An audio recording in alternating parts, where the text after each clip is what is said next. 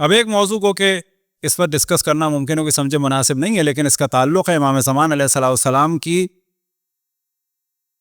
کہ باغ کو آباد کرنے سے ریلیٹڈ، اور چھوٹے شہروں کا زیادہ بڑا پرابلم ہے، اور اس کو کوئی دوبارہ ہم کہہ رہے ہیں، کوئی نہ سوچے کہ اس وقت اس کا ٹائم نہیں تھا، نا، اس کا تعلق ہے بالکل ایک ہماری پوری اگلی جنریشن سے، وہ ہے شادیوں کا موضوع.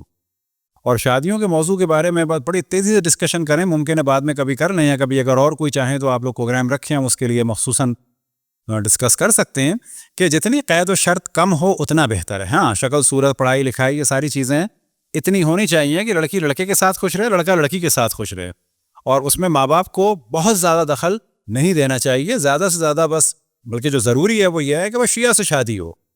سید والی کنڈیشن بھی بہت زیادہ نہیں لگانی چاہیے، نہ لڑکی کی جانب سے نہ لڑکے کی جانب سے. دوسرا جو ہے، اپنے بچوں کے ذہن میں ڈالیں کہ تمہیں شیعہ سے شادی کرنی ہے، تم پاکستانی شیعہ نہیں ہو، تم کینیڈین شیعہ ہو. ادھر ایرانیوں اور لبنانیوں، آذربائیجانیوں کے اور ترکوں کے اور افغانیوں کے ذہن میں بھی ڈالیں یو آر کینیڈین شیعہ، اور آپ لوگ شادی کر سکتے ہیں. یہ جتنا آپ ذہن میں ڈالیں گے اتنے چانسز بڑھیں گے اور شادیاں آسان ہوں گی. اور ماں باپ جو ہے، اتنی بات تو واضح ہے کہ ماں باپ کی عام طور پہ بہو سے نہیں بننی اور سمدیوں سے بھی نہیں بننی. تو پھر یہ کیا ہے کہ ہمارے سمدی جو ہیں وہ افغانی ہوں گے تو پرابلم ہوگا. بابا وہ افغانی ہے، اس کی بات ہم نہیں سمجھیں گے، وہ ہماری بات نہیں سمجھیں گے. لڑکی لڑکا سمجھ رہے ہیں، ان کو سمجھنے دیں. تو شادی کو آسان بنائیں اور ان کی شادیاں ہونے دیں. زیادہ تفصیل سے بات نہیں کر رہے ہیں کہ اس وقت وہ زمانہ آ رہا ہے کہ لوگ شادیاں ہی نہیں کر رہے ہیں. جو اچھی طریقے سے کام ہو رہا ہے اس کو ہونے دیں، آسان کریں، سپورٹ کریں اور دائرہ وسیع کریں. افغانی سے ہو، ایرانی سے ہو، لبنانی سے ہو، افغانی سے ہو، آذربائیجانی سے ہو، ترکی سے ہو، انڈین سے ہو، پاکستانی سے ہو، سید ہو، نان سید ہو، خوجہ ہو، پنجابی ہو، بلوچ ہو، سب کے ذہن میں ڈالیں کہ تم لوگ کینیڈا کے شیعہ ہو. وہ ساری چیزیں تمہارے ماں باپ تھے. وہ صلوات پڑھیں پر محمد و آل محمد. البتہ امریکہ کو بھی شامل کر لیں، نارتھ امریکہ.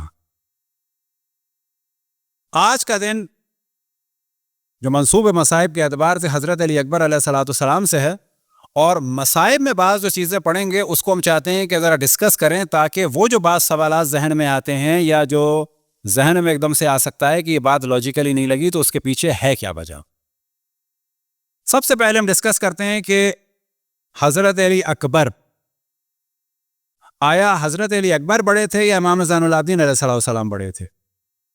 زیادہ جو مشہور قول ہے شیخ مفید کے ذریعے سے وہ یہ ہے کہ امام زین العابدین علیہ السلام بڑے تھے، یعنی 23 کے تھے، اور حضرت علی اکبر علیہ السلام جو ہیں وہ 18 کے تھے. لیکن ایک اور قول بھی ہے کہ وہ 26 کے تھے اور امام زین العابدین علیہ السلام جو ہیں وہ 23 کے تھے.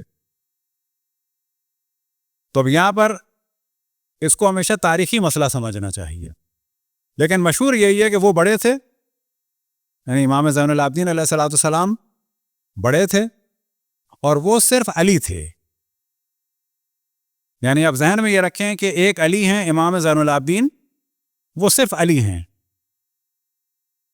بعد میں ایک اور علی ہیں، وہ کون ہیں؟ علی اکبر ہیں. علی اکبر کس کے مقابلے میں، یعنی کس کے نسبت دی جا رہی ہے؟ حضرت علی اصغر. ٹھیک ہے،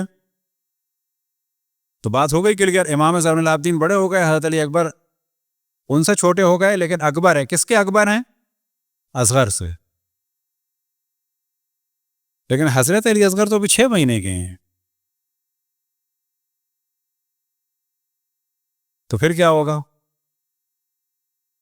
تو پھر تو ایک زمانے میں 2 تھے. تو پھر جب اس وقت 2 تھے تو کیا اس وقت امام زین العابدین اکبر تھے اور حضرت علی اصغر تھے، یا حضرت علی اکبر تھے اور امام زین العابدین اصغر تھے؟ پھر آپ نے دیکھا ہوگا کہ بالآخر ایک نام بھی ہے اور لقب بھی ہے انہی 3 علیوں میں سے ایک کا، علی اوسط. پر یہ اوسط کون تھے؟ آیا اوسط امام زین العابدین تھے؟ تو یہ محض ایک ڈسکشن ہے. اب اس میں بعض دفعہ ایک اور موضوع ڈسکس ہوتا ہے کہ ائمہ علیہم السلام کی جانیں خطرے میں تھیں. آیا ایسا تو نہیں کہ تمام فوکس کیا جا رہا تھا، بظاہر دشمنوں کی توجہ دلائی جا رہی تھی جناب حضرت علی اکبر کی جانب، اور امام زین العابدین علیہ الصلوۃ والسلام کو بچا لیا جائے، کہیں ایسا تو نہیں؟ یہ خود ایک ڈسکشن ہے۔ مثال کے طور پر جب منصور ملعون کے زمانے میں امام جعفر صادق علیہ الصلوۃ والسلام کو شہید کیا گیا، تو منصور نے اپنے ایک منشی کو، ایک وزیر کو بلایا، دربار میں بات ہو رہی تھی، بالکل سیاسی بیان جو ہمارے یہاں دیا جاتا ہے کہ جو پاور میں ہو کسی کو قتل بھی کر دے تو اخبار میں کیا بیان دے گا، ہمیں بڑا افسوس ہوا۔ تو منصور نے بھی یہی کہا کہ بڑا افسوس ہوا، مدینے سے خبر آئی ہے کہ جعفر ابن محمد دنیا سے چلے گئے اور اب کوئی بھی ایسا نہیں ہو جعفر ابن محمد کی جگہ لے سکے۔ بعد میں وزیر سے کہا کہ خط لکھو محمد بن سلیمان کو کہ جو مدینے کا گورنر ہے، کہ جس کے نام بھی وصیت لکھی ہے جعفر ابن محمد نے، اسے قتل کرو، سر بھیج دو۔ بعد میں اسی منشی سے جب نقل ہوا تو اس نے کہا کہ جو جواب آیا اور جواب میں نے پڑھ کے سنایا تو میں بھی ہنسا اور منصور بھی ہنسا۔ جواب یہ تھا محمد بن سلیمان کا کہ جو مدینے کا گورنر تھا کہ جعفر ابن محمد نے، یعنی امام جعفر صادق علیہ الصلوۃ والسلام نے اپنے وصیت نامے میں 5 نام لکھے ہیں، ایک تو آپ کا نام لکھا ہے وصی۔ اب یاد رکھیں وصی الگ ہے، امام الگ ہے۔ وصی یعنی وصیت جس کے نام ہے، ایک تو آپ کا نام لکھا ہے، ایک میرا لکھا ہے، اور ایک اپنی زوجہ کا لکھا ہے حمیدہ خاتون کا، اور ایک اپنے بیٹے کا لکھا ہے عبداللہ کا، اور ایک اپنے دوسرے بیٹے کا لکھا ہے موسیٰ کا۔ کون موسیٰ؟ امام موسیٰ کاظم علیہ السلام۔ اب اس دور میں امام نے اس طریقے سے ان کو ایک طرح سے کنفیوز کیا، اور اس کے بعد اس نے خط لکھنے والے نے کہا آپ بتائیں میں کس کا سر بھیجوں، یعنی اپنا یا آپ کا، یا حمیدہ خاتون کا، یا مثلا موسیٰ کا، یا عبداللہ کا۔ اب یہاں سے امام موسیٰ کاظم علیہ السلام کے بچانے کے لیے اہتمام ہے۔ اب ضمن میں بتاتے چلے کہ عالم اسلام میں 3 اہم خواتین کہ جنہوں نے بڑے اہم مرحلے میں کام انجام دیا، تو اس میں سب سے جو اہم ہے وہ تو حضرت فاطمہ سلام اللہ علیہا ہیں، لیکن بعد میں جو ہیں حضرت زینب ہیں، اور ایک حضرت حمیدہ خاتون ہیں، اور ایک امام حسن عسکری علیہ السلام کی زوجہ ہیں جناب حضرت حدیث خاتون۔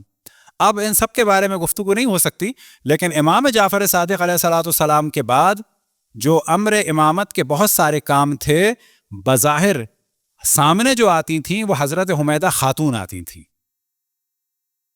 اور پیچھے جو حکم صادر فرماتے تھے امام موسیٰ کاظم علیہ السلام فرماتے تھے۔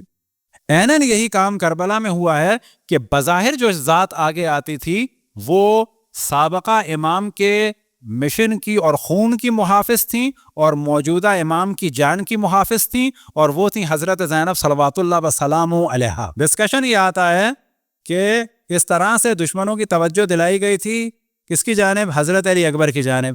اب حضرت علی اکبر کو وہ مار چکے ہیں، اب امام حسن کی نسل، امام حسین کی نسل سے امام زین العابدین ہے، ان کی جان کو خطرہ ہے، تو وہاں پر ایک جانب ان کو اللہ سبحانہ و تعالیٰ نے مصلحتاً بیمار کر دیا، اور جب ان کی جان کو خطرہ ہوتا ہے تو ہر جگہ حضرت زینب سلام اللہ علیہا سامنے آ جاتی ہیں، اور حکم ان کا ہوتا ہے، زبان حضرت زینب سلام اللہ علیہا کی ہوتی ہے۔ لہٰذا حضرت زینب سلام اللہ علیہا کے بارے میں ہم مختصر سی گفتگو کریں کہ امام کے وقت یہ جو ان کا بلند مقام ہے وہ اس وجہ سے ہے کہ امام کی موجودگی میں جو احکام صادر ہوتے تھے وہ ان کی زبان سے صادر ہوتے تھے، اور وہ امام وقت کی جان کی محافظ تھی، اور شہید امام کے مشن اور ان کے خون کی محافظ تھیں۔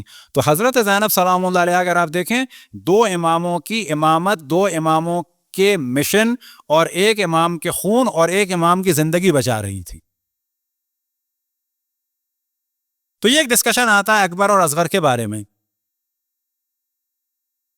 جناب حضرت علی اکبر کی جو اہم ترین خصوصیت تھی کہ وہ شبیہ رسول اللہ تھے۔ ایک خصوصیت یہ کہ فرزند امام حسین، لیکن امام حسین بھی جس خصوصیت کا ذکر فرما رہے ہیں وہ شباہت رسول اللہ صلی اللہ علیہ وسلم ہے۔